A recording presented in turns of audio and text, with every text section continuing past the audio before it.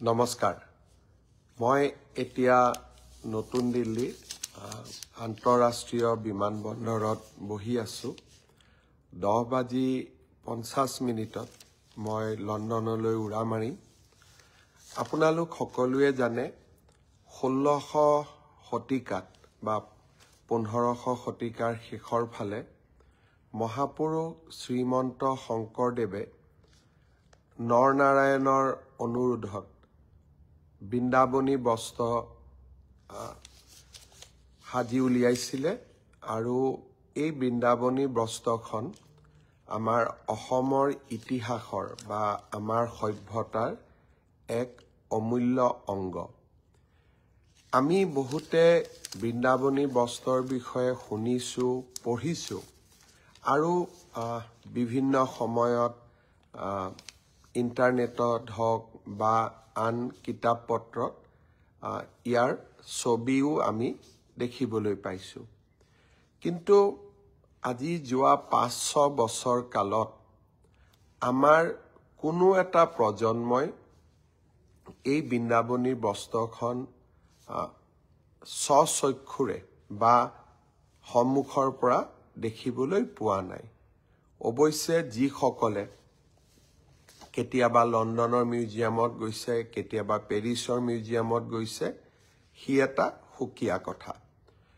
যোৱা কেইবছৰমান আগতে ময়ো লণ্ডনৰ মিউজিয়ামত এই পবিত্ৰ বৃন্দাবনী বস্ত্ৰভাগ দৰ্শন কৰিছিলোঁ বৃন্দাবনী বস্ত্ৰ বুলি ক'লে আমি চমুকৈ ইয়াকে বুজিম যে ভগৱান শ্ৰীকৃষ্ণই বৃন্দাবনত যি লীলা কৰিছিলে যাক আমি ৰাস মহোৎসৱৰ সময়ত আমি তাক বিভিন্ন ভাওনাৰ জৰিয়তে প্ৰতিফলন কৰোঁ সেই বৃন্দাবনত প্ৰভু শ্ৰীকৃষ্ণৰ লীলাক তাঁতশালেৰে মহাপুৰুষ শ্ৰীমন্ত শংকৰদেৱে এই বৃন্দাবনী বস্ত্ৰত অংকন কৰিছিল বৃন্দাবনী বস্ত্ৰত বকাসুৰ বধ কালিয়া দমন এই গোটেইবিলাক ঘটনা ইমান ধুনীয়া নিখুঁত চিত্ৰৰে সৈতে মহাপুৰুষ গৰাকীয়ে অংকন কৰিছিল যে তাক আমি নেদেখিলে আমি বুজিব নোৱাৰো ই আমাৰ কিমান ডাঙৰ এক অমূল্য সম্পদ কালক্ৰমত এই বৃন্দাবনী বস্ত্ৰ তিব্বতলৈকে যায় তিব্বতৰ পৰা লণ্ডনৰ মিউজিয়ামত কিছু অংশ আহি পৰে কিছু অংশ পেৰিছৰ মিউজিয়ামলৈকে যায় কিছু অংশ আমেৰিকাৰ বষ্টনৰ মিউজিয়ামত আছে আৰু কিছু অংশ লছ এঞ্জেলেছৰ আমাৰ আমেৰিকাৰ লছ এঞ্জেলেছ মিউজিয়ামতো ই বৰ্তমান আছে কিন্তু লণ্ডন আৰু পেৰিছত থকা বৃন্দাবনী বস্ত্ৰ দুভাগ যথেষ্ট ডাঙৰ যথেষ্ট দীঘল আৰু আমি যি বৃন্দাবনী বস্ত্ৰৰ কল্পনা কৰোঁ তাক উপযুক্তভাৱে প্ৰতিনিধিত্ব কৰে বহুদিনৰ পৰা মোৰ মনত এটা ইচ্ছা আছিল যে এই বৃন্দাবনী বস্ত্ৰভাগ এবাৰ আমি অসমলৈ আনিব পাৰো নেকি আমি কোনেও ইয়াক সাধাৰণ যি জনতা কেতিয়াও লণ্ডন মিউজিয়ামত যোৱা নাই পেৰিছ মিউজিয়ামত যোৱা নাই আমি কোনেও ইয়াক দেখা নাই ক'ব গ'লে আমাৰ বহু প্ৰজন্ম এই বৃন্দাবনী বস্ত্ৰভাগ নেদেখাকৈয়ে এই পৃথিৱীৰ পৰা আঁতৰিও গৈছে আমি অসম চৰকাৰে অসমৰ সভ্যতা সংস্কৃতিক লৈ সদায় সজাগ আৰু আপোনালোকে দেখা পাইছে কেনেকৈ আমি 400 বছৰৰ জন্ম জয়ন্তীক লাচিত বৰফুকনক বিশ্বৰ বৰসভাত চিনাকি কৰি দিয়াৰ প্ৰচেষ্টা কৰিছিলোঁ গুৰুজনাৰ জন্মভূমি বৰদোৱাক আমি কেনেকৈ সজাই পৰাই তুলিছো চৰাইদেউ মিউজিয়ামলৈকে বিশ্ব ঐতিহ্যৰ স্বীকৃতি অসমীয়াক ধ্ৰুপদী ভাষাৰ মৰ্যাদা লোকপ্ৰিয় গোপীনাথ বৰদলৈ এক নতুন ৰূপত গোপীনাথ বৰদলৈৰ আদৰ্শক আমাৰ নৱপ্ৰজন্মৰ মাজলৈ লৈ অহা আৰু বিহু জুমুৰক কেনেকৈ আমি ৰাষ্ট্ৰৰ মঞ্চলৈ লৈ অহাৰ বাবে নিৰন্তৰ প্ৰচেষ্টা চলাই আছো অসমৰ সভ্যতা সংস্কৃতিক নৱপ্ৰজন্মৰ মাজত জীয়াই ৰখাৰ বাবে আমাৰ অবিৰত প্ৰয়াস আৰু প্ৰচেষ্টাৰ আন এটা অংশ আছিল যে আমি কেনেবাকৈ বৃন্দাবনী বস্ত্ৰভাগ অসমলৈ লৈ আহিব পাৰো নেকি। অহাকালি লণ্ডনৰ মিউজিয়ামৰ লগত আমাৰ আলোচনা আছে। JSW গ্ৰুপ, যাক আমি সজ্জন জিন্দাল তেখেতে এই গ্ৰুপটোক ওনাৰশ্বিপ কৰে। তেখেতৰ মাক অসমৰ আছিলে, তেখেত বৰ্তমান হাৰিয়ানাৰ বিধায়িকা, আৰু সজ্জন জিন্দালৰ অসমৰ লগত বৰ্তমান কোনো ব্যৱসায়ো নাই, উদ্যোগো নাই। তেওঁলোকে আগভাগ লৈছিলে যে লণ্ডন মিউজিয়ামৰ লগত অসম চৰকাৰক প্ৰত্যক্ষ সম্পৰ্ক কৰোৱাই দিয়া, আৰু তেওঁলোকে দায়িত্ব লৈছে যে লণ্ডনৰ মিউজিয়ামে বিচৰা ধৰণে তেওঁলোকে অসমতো এটা মিউজিয়াম বনাব। এয়াৰ কণ্ডিশ্যন, টেম্পাৰেচাৰ গোটেইবিলাক থাকিব লাগিব, কাৰণ 500 বছৰৰ পুৰণা টেক্সটাইল এটা এতিয়া বহুত সেন্সিটিভ। অকণমানো যদি গণ্ডগোল হয় বস্ত্ৰভাগ জহি খহি যাব।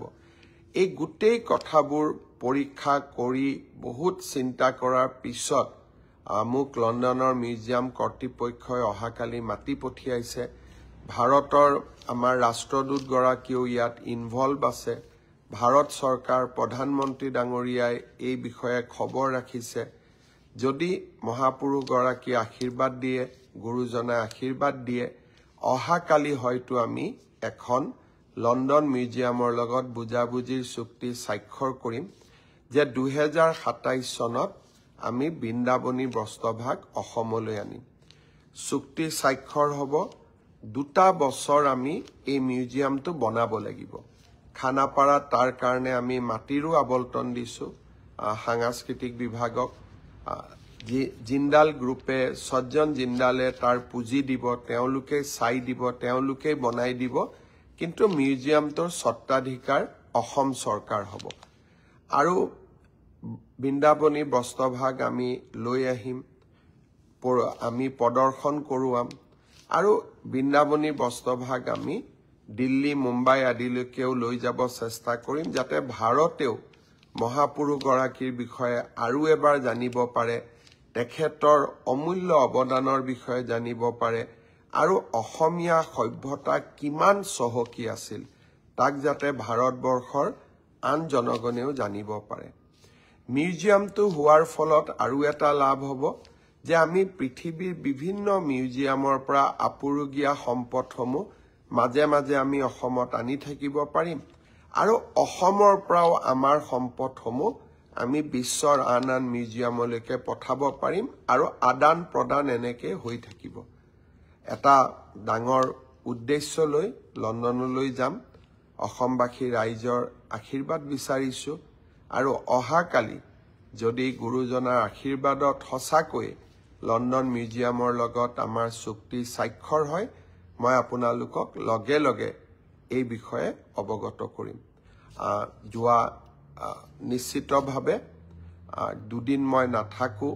18 তাৰিখ ৰাতিপুৱাই অসমলৈ উভতি আহিম, আৰু সেইদিনাখনে আমি সকলোৱে জুবিন গাৰ্গৰ জন্মদিনটোত, উপজা দিনটোত আমি সকলোৱে অসমৰ চাৰিওফালে এটা বৃহৎ ৰক্তদান শিবিৰ আয়োজন কৰিছোঁ। 53টা স্থানত ৰক্তদান শিবিৰ অনুষ্ঠিত হ'ব। আমাৰ ভাৰতীয় জনতা পাৰ্টি, BPF, AGP, UPPL আৰু সদাশয় সকলো ৰাইজকে এই ৰক্তদান উৎসৱত বা ৰক্তদানৰ কাৰ্যসূচীত আমি যোগদান কৰিবলৈ অনুৰোধ কৰিছোঁ, যাতে আমি খুব বিনম্ৰতাৰে সৈতে জুবিন গাৰ্গৰ জন্মদিনটো পালন কৰিব পাৰোঁ।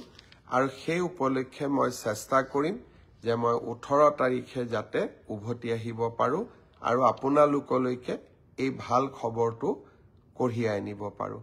পুনৰ এবাৰ আপোনালোক সকলোকে প্ৰণাম জনালোঁ, নমস্কাৰ জনালোঁ। বহুত বহুত ধন্যবাদ। জয় আই অসম, জয় হিন্দ, বন্দে মাতৰম।